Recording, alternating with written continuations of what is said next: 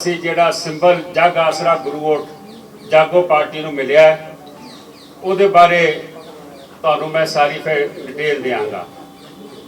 ਪਹਿਲਾ ਜਕਾਰਾ मैं कहांगा बीबी जी तुहाडे तो शुरू करते हैं, आगे दिओ अखीर च मैं दियां। बोले सो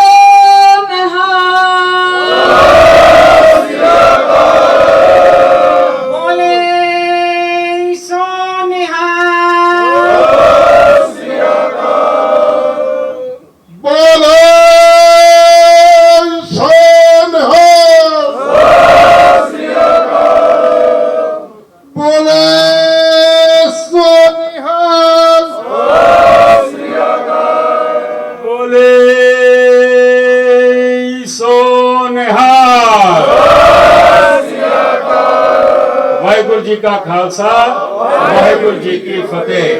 मैं चाहांगा जी पिछे नु इनू खिंच लो जी ऊपर आराम ना डिगना जाए, आराम ना बोले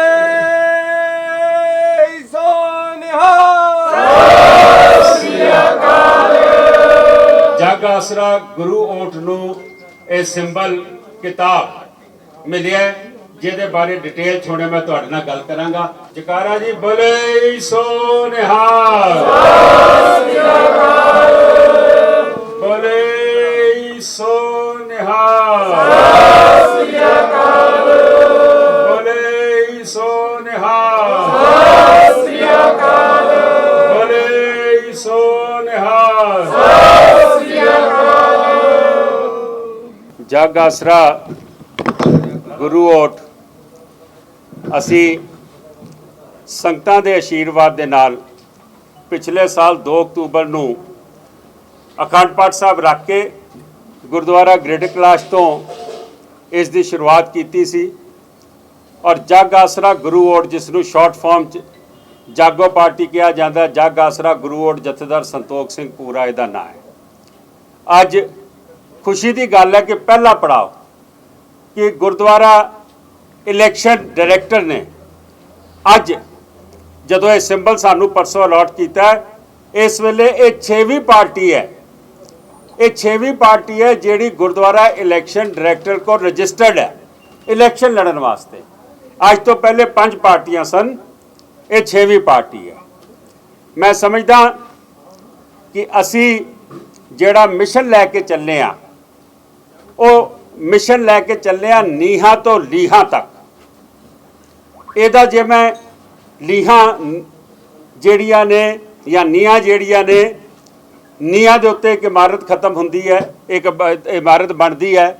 ਨੀਹਾਂ ਦੇ ਉੱਤੇ ਜਦੋਂ ਡਰਾਇੰਗ ਬੋਰਡ ਦੇ ਉੱਤੇ ਲੀਹਾਂ ਖਿੱਚੀਆਂ ਜਾਂਦੀਆਂ ਨੇ ਤੇ ਇਮਾਰਤ ਖੜੀ ਹੁੰਦੀ ਹੈ, ਉਹਦੇ ਵਾਸਤੇ ਐਜੂਕੇਸ਼ਨ ਦੀ ਜ਼ਰੂਰਤ ਬਹੁਤ ਜ਼ਰੂਰੀ ਹੈ और एजुकेशन लिए किताब चाहिए है।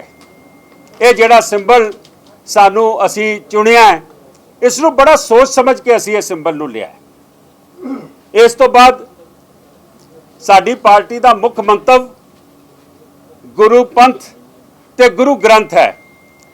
मैं समझदा कि गुरु ग्रंथ साहब नू जदों चलनी लगी है तो उस तो पहले एजुकेशन की लोड़ है, उस ज़बान की लोड़ है, उस ज़बान वास्ते भी किताब को जाना पएगा।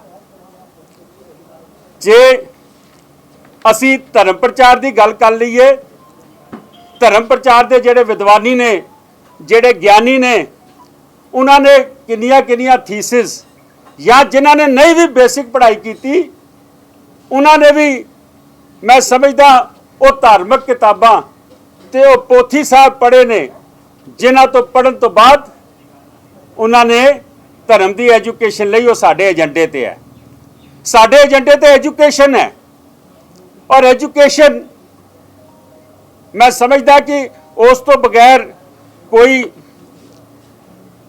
डेवलपमेंट, मैं डेवलपमेंट जदों गल कर रहा, मैं उदों गल कर रहा गुरु नानक साहब के फलसफे की भी कि नाम जपो, वंड छको, किरत करो। मैं समझदा किरत करन वास्ते फिर तुहानू एजुकेशन की लोड़ है, सानू किताब की लोड़ पेगी। नाम जपण वास्ते सानू एजुकेशन की लोड़ पेगी, एजुकेशन होनी चाहिए है, सानू किताब को जाना पएगा। ਅਸੀਂ ਐਜੂਕੇਸ਼ਨ ਦੀ ਗੱਲ ਕਰ ਰਹੇ ਹਾਂ। ਜੇ ਅੱਜ ਦਸਤਾਰਾਂ ਵਾਲੇ ਸਾਨੂੰ IPS IRS IFS IAS ਨਹੀਂ ਨਜ਼ਰ ਆਉਂਦੇ ਕਿਉਂਕਿ ਸਾਡੀ ਕੌਮ ਨੇ ਐਜੂਕੇਸ਼ਨ ਨੂੰ ਏਜੰਡੇ ਤੇ ਨਹੀਂ ਲਿਆ ਹਾਲ ਤੱਕ। ਤੁਸੀਂ ਯਹੂਦੀਆਂ ਨੂੰ ਦੇਖ ਲਓ, ਯਹੂਦੀਆਂ ਨੇ ਇਜ਼ਰਾਈਲੀਜ਼ ਨੇ ਕਿਵੇਂ ਐਜੂਕੇਸ਼ਨ ਨੂੰ ਏਜੰਡੇ ਤੇ ਲਿਆ। 40 ਲੱਖ ਬੰਦਾ ਮਰਨ ਤੋਂ ਬਾਅਦ ਵੀ ਸੈਕੰਡ ਵਰਲਡ ਵਾਰ 'ਚ ਖਤਮ ਹੋ ਗਏ ਸੀ ਯਹੂਦੀ, ਲੇਕਿਨ ਅੱਜ ਦੁਨੀਆ ਦੇ ਰਾਜ ਕਰਦੇ ਨੇ, ਆਪਣਾ ਮੁਲਕ ਬਣਾ ਲਿਆ। ਅਮਰੀਕਾ ਦੀ ਪਾਵਰਫੁਲ ਡੈਮੋਕ੍ਰੇਸੀ ਉਹਨਾਂ ਦੇ ਅੱਗੇ ਖਲੋ ਨਹੀਂ ਸਕਦੀ। ਔਰ ਦੁਨੀਆ ਦੀ ਸਭ ਤੋਂ ਵੱਡੀ ਮੈਂ ਸਮਝਦਾ ਵਾਂ ਇੰਡਸਟਰੀ ਸੋਨੇ ਦਾ ਭਾਅ ਕੱਢਣਾ ਅੱਜ ਇਹ ਯਹੂਦੀਆਂ ਦਾ ਕੰਮ ਹੈ। ਅਸੀਂ 1984 ਦੀ ਲੜਾਈ ਲੜੀ ਔਰ ਉਹ ਲੜਾਈ ਵੀ ਕਿੱਥੇ ਜਾ ਕੇ ਲੜਨੀ ਪੈਣੀ ਹੈ? ਉਹ ਕੋਰਟ ਕਚਹਿਰੀਆਂ 'ਚ ਲੜਨੀ ਪੈਣੀ ਹੈ। ਔਰ ਜਦੋਂ ਕੋਰਟ ਕਚਹਿਰੀਆਂ 'ਚ ਗਏ ਤੇ ਜਿਹੜੀਆਂ ਟੀਮਾਂ ਲਾਈਆਂ ਉਹਨਾਂ ਕੋਲ ਐਜੂਕੇਸ਼ਨ ਸੀ ਤੇ ਉਹ ਕਾਮਯਾਬ ਹੋਏ। ਔਰ ਕਾਮਯਾਬ ਹੋਏ 35 ਸਾਲ ਬਾਅਦ। ਇਸ ਲਈ 35 ਸਾਲ ਬਾਅਦ ਸੱਜਣ ਕੁਮਾਰ ਅੰਦਰ ਜਾਂਦਾ, 100 ਬੰਦੇ ਅੰਦਰ ਜਾਂਦੇ ਨੇ ਕਿਉਂਕਿ ਜਿਹੜੇ ਪਹਿਲੇ ਸਾਡੇ ਤੋਂ ਬੈਠੇ ਸੀ ਐਜੂਕੇਸ਼ਨ ਉਹਨਾਂ ਕੋਲ ਵੀ ਸੀ ਲੇਕਿਨ ਨੀਅਤ ਨਹੀਂ ਸੀ 1984 ਦੀ ਲੜਾਈ ਲੜਨ ਦੀ। ਮੈਂ ਸਮਝਦਾ ਕਿ ਇਹ ਜਿਹੜੀ ਸਿੰਬਲ ਦੀ ਜਿਹਦੀ ਮੈਂ ਗੱਲ ਕਰ ਰਿਹਾ ਕਿਤਾਬ ਦੀ, ਇਹ ਕਿਤਾਬ ਸਾਨੂੰ ਹਰ ਸਟੇਜ ਦੇ ਉੱਤੇ ਸਾਨੂੰ ਇਹਦੀ ਜ਼ਰੂਰਤ ਪਏਗੀ। ਤੁਹਾਡੇ ਸਾਹਮਣੇ ਹੈ ਕਿ 1984 ਦੀ ਲੜਾਈ ਹਲੇ ਬਾਕੀ ਹੈ। ਮੈਂ ਪਾਸਟ ਪਰਫਾਰਮੈਂਸ ਦੀ ਗੱਲ ਕਰਾਂ, ਤੁਹਾਡੇ ਸਾਹਮਣੇ 1984 ਦੀ ਯਾਦਗਾਰ ਹੈ। ਤੁਹਾਡੇ ਸਾਹਮਣੇ ਵਿਡੋਜ਼ ਨੂੰ ਪੈਨਸ਼ਨ ਲਗਾਈ ਸੀਗੀ। ਮੈਂ ਅੱਜ ਗੱਲ ਕਰ ਲਵਾਂ 186 ਕੇਸ ਅਸੀਂ ਸੁਪਰੀਮ ਕੋਰਟ 'ਚ ਜਾ ਕੇ ਇੱਕ ਜਿਹਦੇ ਸਾਰ ਆਪਣੇ ਗੁਰਲਾਟ ਸਿੰਘ ਸੀਗੇ, ਸਾਰ ਗੁਰਲਾਟ ਸਿੰਘ ਵੱਲੋਂ ਔਰ ਸਾਡੇ ਵੱਲੋਂ ਇੱਕ ਕੇਸ ਪਾਇਆ ਗਿਆ ਸੀ। ਉਸ ਕੇਸ ਦੇ ਵਿੱਚ ਸੁਪਰੀਮ ਕੋਰਟ ਨੇ ਆਰਡਰ ਕੀਤਾ ਔਰ ਜਸਟਿਸ ਢੀਂਗਰਾ ਦੀ SIT ਬਣੀ।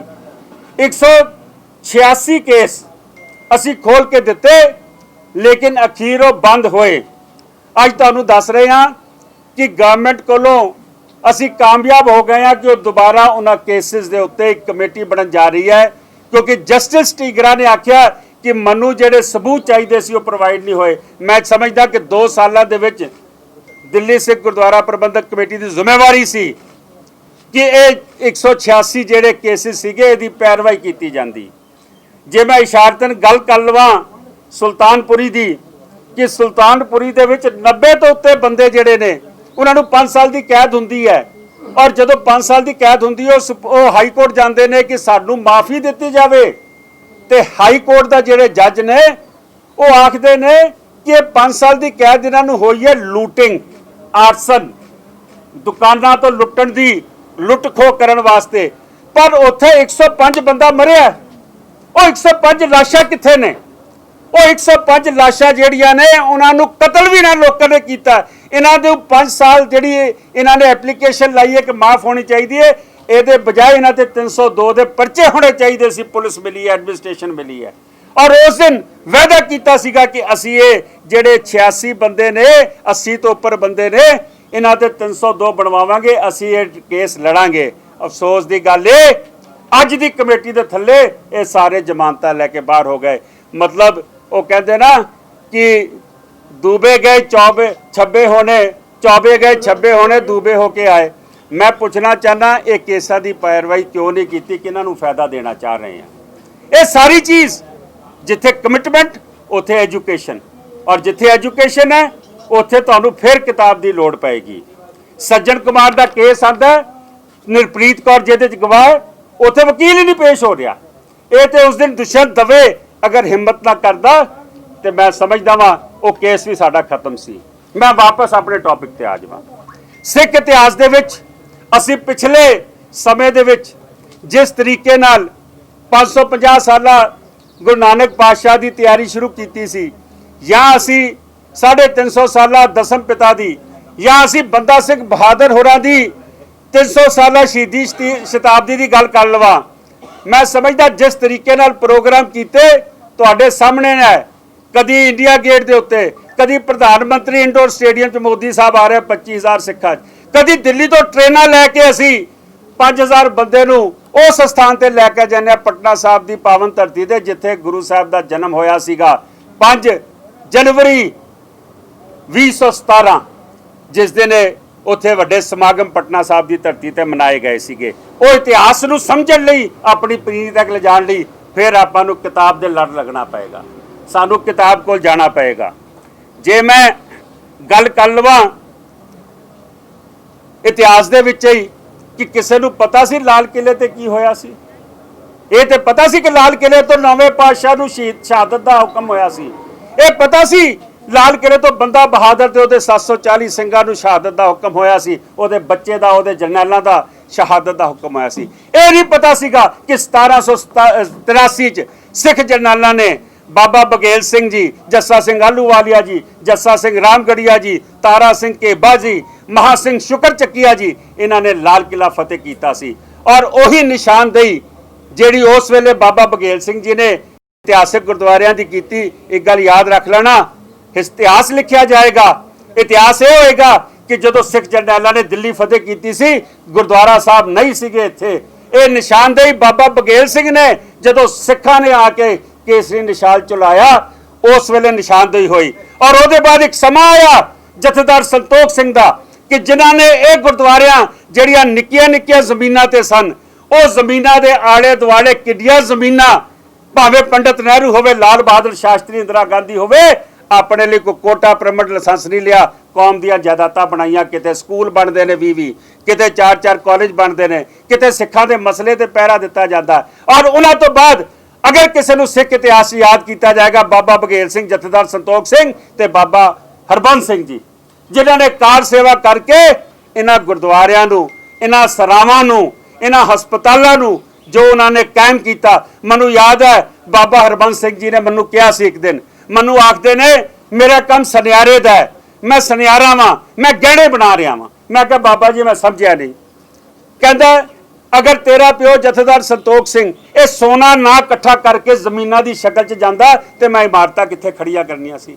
ਅੱਜ ਉਹਨਾਂ ਨੂੰ ਗਿਆ, ਇਹ ਬਾਬਾ ਜੀ ਕਹਿ ਰਹੇ ਨੇ ਉਦੋਂ 32 ਸਾਲ ਹੋ ਗਏ ਸੀ, ਅੱਜ 40 ਸਾਲ ਨੇ ਜਾਂ 30 ਸਾਲ ਹੋ ਗਏ ਸੀ ਜਥੇਦਾਰ ਜੀ ਨੂੰ ਗਿਆ, ਤੇ ਮੈਨੂੰ ਆਖਦੇ ਨੇ ਕਿ ਅੱਜ ਇੰਨੇ ਸਾਲ ਹੋ ਗਏ ਨੇ ਔਰ ਮੈਂ 1975 ਤੋਂ ਲੱਗਾ ਵਾਂ। 1975 ਤੋਂ ਅੱਜ ਜੇ ਮੈਂ ਸਾਲ ਗਿਣ ਲਵਾਂ ਤੇ ਮੇਰੇ 30-35 ਸਾਲ ਹੋ ਗਏ ਨੇ, ਮੈਂ ਇਮਾਰਤਾਂ ਬਣਾਉਂਦਾ ਜਾ ਰਿਹਾ ਪਰ ਸੋਨਾ ਨਹੀਂ ਮੁੱਕ ਰਿਹਾ, ਗਹਿਣੇ ਹਲੇ ਹੋਰ ਵੀ ਬਣਨੇ ਨੇ, ਜ਼ਮੀਨਾਂ ਹਲੇ ਹੋਰ ਵੀ। ਬੋਲੇ ਸੋਨਹਾ।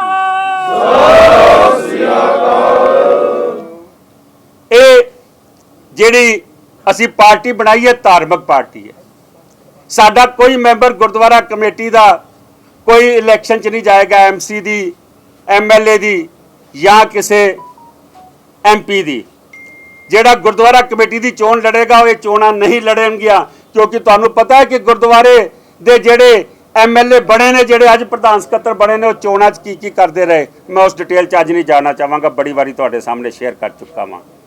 ਸਾਡੇ ਮਸਲੇ ਨੇ, ਸਾਡਾ ਮਸਲਾ ਗਿਆਨ ਗੋਦੜੀ ਸਾਹਿਬ ਦਾ, ਸਾਡਾ ਮਸਲਾ ਹੈ ਡਾਂਗਮਾਰ ਸਾਹਿਬ ਦਾ ਸਿੱਕਿਮ ਦੇ ਵਿੱਚ, ਸਾਡਾ ਮਸਲਾ ਮੈਂ ਸਮਝਦਾ ਵਾਂ ਕਿ 1973 ਦਾ ਜਿਹੜਾ ਅਨੰਦਪੁਰ ਸਾਹਿਬ ਰੈਜ਼ੋਲੂਸ਼ਨ ਹੈ, ਜਿਸ ਨੂੰ ਅਕਾਲੀ ਦਲ ਛੱਡੀ ਬੈਠਾ।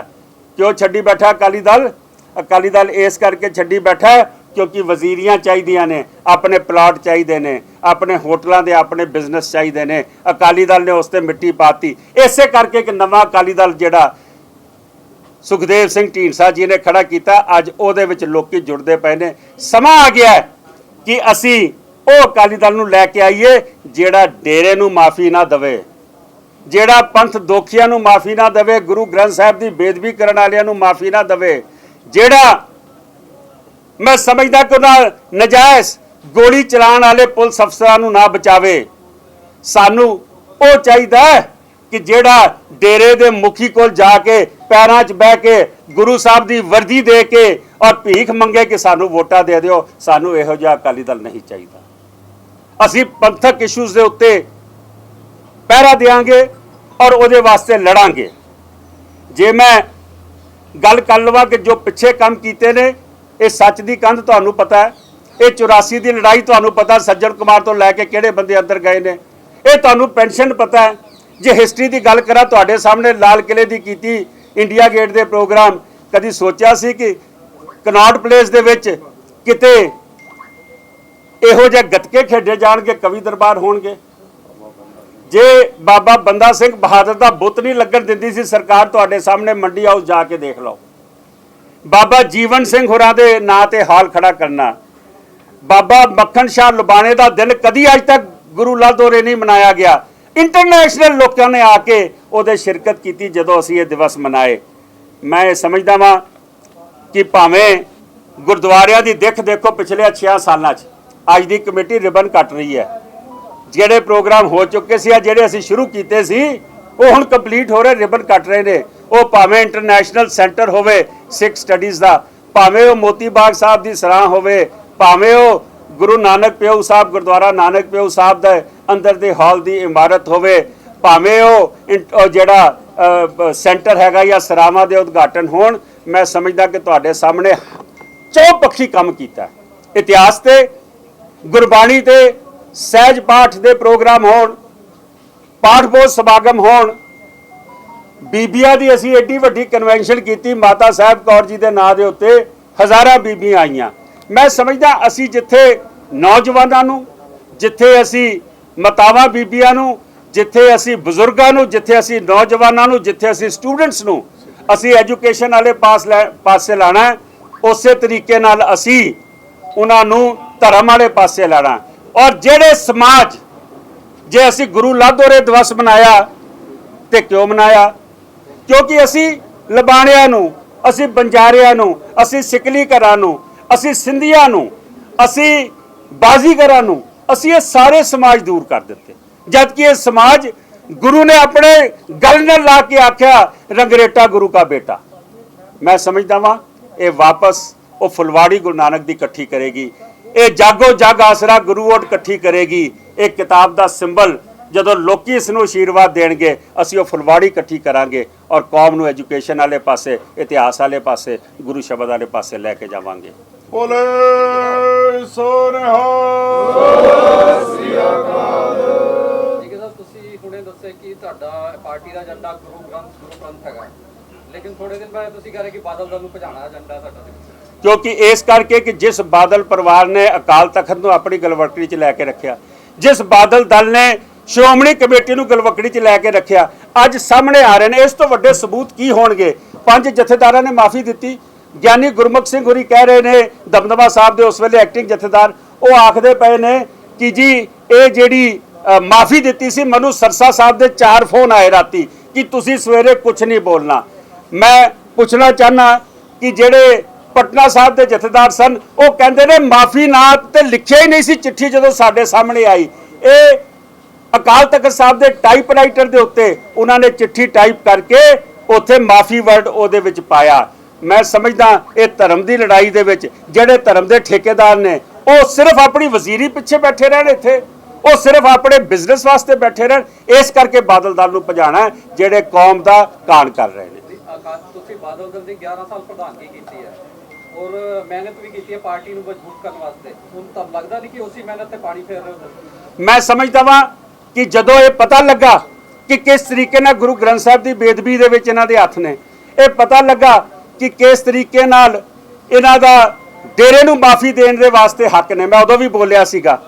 ਔਰ ਅੱਜ ਜਿਹੜੇ ਮੇਰੇ ਤੇ ਮੁਕੱਦਮੇ ਜਾਂ ਕੇਸ ਪਾਏ ਨੇ, ਉਹਦਾ ਕਾਰਨ ਇਹ ਹੈ ਕਿ ਮੈਂ ਇਹਨਾਂ ਦੀ ਗੱਲ ਤੇ ਮੋਹਰ ਨਹੀਂ ਲਾ ਸਕਦਾ। ਇਹਨਾਂ ਦੇ ਮੋਹਰ ਜਿਹੜੇ ਲਾ ਸਕਦੇ ਨੇ, ਇੱਕ ਪ੍ਰਧਾਨ ਬਣਾ ਦਿੱਤਾ ਇਹਨਾਂ ਨੇ ਜਿਨ੍ਹਾਂ ਨੇ ਡੇਰਾ ਮਾਫੀ ਦੇ ਵਿੱਚ ਸਿੰਘ ਸਭਾਨ ਨੂੰ ਧਮਕੀਆਂ ਦਿੱਤੀਆਂ ਨੇ, ਇੱਕ ਨੂੰ ਸਕੱਤਰ ਬਣਾ ਦਿੱਤਾ ਜਿਹੜਾ ਅਕਾਲੀ ਦਲ ਦਾ ਪ੍ਰਧਾਨ ਆ, ਜਿਹਦੇ ਦਾਦਾ ਜੀ ਬਾਰੇ ਮੇਰਾ ਖਿਆਲ ਹੈ ਕਿ ਇੱਕ ਇਤਿਹਾਸਕ ਕਿਤਾਬ ਹੀ ਨਿਕਲ ਆਈ ਹੈ। ਸੋ ਮੈਂ ਸਮਝਦਾ ਵਾਂ ਕਿ ਹਾਂ, ਤੁਹਾਡਾ ਸਵਾਲ ਠੀਕ ਹੈ। ਮੈਂ ਉੱਥੇ ਰਿਹਾ 1900 ਮੈਂ ਫਿਰਿਸਤ ਗਿਣਾਈ ਹੈ। ਮੈਂ ਤੁਹਾਨੂੰ ਇਹ ਨਹੀਂ ਦੱਸ ਰਿਹਾ ਕਿ ਮੈਂ ਤਾਰੇ ਤੋੜ ਕੇ ਲਿਆ ਰਿਹਾ, ਮੈਂ ਚੰਨ ਤੋੜ ਕੇ ਲਿਆ ਰਿਹਾ। ਇਹਨਾਂ 6 8 10 ਸਾਲਾਂ 'ਚ ਜਿਹੜੇ ਕੰਮ ਕੀਤੇ ਨੇ, ਉਹ ਕੌਮ ਦੇ ਕੰਮ ਕੀਤੇ ਨੇ। ਉਹ ਤਾਕਤ ਨੂੰ ਆਪਣੇ ਲਈ ਨਹੀਂ ਵਰਤਿਆ, ਨਾ ਇਹਨਾਂ ਨੂੰ ਦਿੱਲੀ 'ਚ ਵਰਤਨ ਦਿੱਤਾ, ਕੌਮ ਵਾਸਤੇ ਵਰਤੇ ਨੇ। ਬਲੈਕ ਲਿਸਟ ਪਹਿਲੀ ਦਫਾ ਮਾਫ ਹੁੰਦੀ ਹੈ, ਜੇਲ੍ਹਾਂ 'ਚੋਂ ਸਿੰਘ ਪਹਿਲੀ ਦਫਾ ਰਿਹਾ ਹੁੰਦੇ ਨੇ। ਬੜੀ ਲਿਸਟ ਹੈ ਜਿਹਦੇ ਬਾਰੇ ਮੈਂ ਬੋਲ ਸਕਦਾ। ਅੱਛਾ, ਇੱਕ ਇਹ ਤੁਹਾਡੀ ਪਾਰਟੀ ਬਾਰੇ, ਇਹ ਤੁਸੀਂ ਪਾਰਟੀ ਹੁਣ ਬਣਾਈ, ਇੱਕ ਵਾਰੀ ਪਹਿਲੇ ਵੀ ਬਣਾਈ ਸੀ, ਤੁਹਾਡੇ 6 ਮੈਂਬਰ ਵੀ ਆ ਗਏ ਸੀ ਉਸ ਟਾਈਮ, ਤੇ ਹੁਣ ਤੁਸੀਂ ਇਹ ਦੁਬਾਰਾ ਜ਼ੀਰੋ ਤੋਂ ਸ਼ੁਰੂ ਕਰ ਰਹੇ ਹੋ ਕਿਉਂਕਿ ਤੁਸੀਂ ਬਾਦਲ ਪਾਰਟੀ 'ਚ ਰਲੇਵਾਂ ਕਰਤਾ ਸੀ। ਹੁਣ ਉਸ ਰਲੇਵੇਂ ਬਾਰੇ ਤੁਹਾਨੂੰ ਅਫਸੋਸ ਨਹੀਂ ਹੈ? ਮੈਂ ਸਮਝਦਾ ਵਾਂ ਕਿ ਸ਼ਾਇਦ ਤੁਸੀਂ ਉਹ ਪਿਛਲੇ 8 ਸਾਲ ਦੀ ਮੇਰੀ ਪਰਫਾਰਮੈਂਸ ਦੇਖ ਲਓ ਨਾ, ਅਗਰ ਮੈਂ ਉਹ ਰਲੇਵਾ ਨਾ ਕੀਤਾ ਹੁੰਦਾ ਤੇ ਮੈਂ ਸ਼ਾਇਦ ਇਹ ਕੰਮ ਨਾ ਕਰਾ ਪਾਉਂਦਾ। ਇਹ ਸੱਜਣ ਕੁਮਾਰ ਨਹੀਂ ਅੰਦਰ ਜਾਣਾ ਸੀਗਾ, ਇਹ ਆਪਣੇ ਮਸਲੇ ਹੱਲ ਨਹੀਂ ਹੋਣੇ ਸੀਗੇ। मैं अपने मसले हल किए ने और संगत ने मैनू प्यार दिता। और तुसीं जानते हो कि 2013 ਦੇ ਵਿੱਚ ਬਾਦਲ ਸਾਹਿਬ ਦਾ ਸਾਰਾ ਲਾਣਾ ਇੱਥੇ ਆਇਆ ਸੀ। 2017 ਚ ਬਾਦਲ ਸਾਹਿਬ ਦੀ ਫੋਟੋ ਤੱਕ ਨਹੀਂ ਲੱਗੀ ਔਰ ਉਹ ਫੋਟੋ ਨਾ ਸਰਸੇ ਨੇ ਲਾਈ ਤੇ ਨਾ ਕਾਲਕੇ ਨੇ ਲਾਈ। ਉਹ ਜਿਹੜੀ ਫੋਟੋ ਲਾ ਕੇ ਜਿੱਤੇ ਨੇ ਮੈਨੂੰ ਦੱਸਣ ਦੀ ਲੋੜ ਨਹੀਂ, ਤੁਹਾਨੂੰ ਪਤਾ ਹੈ।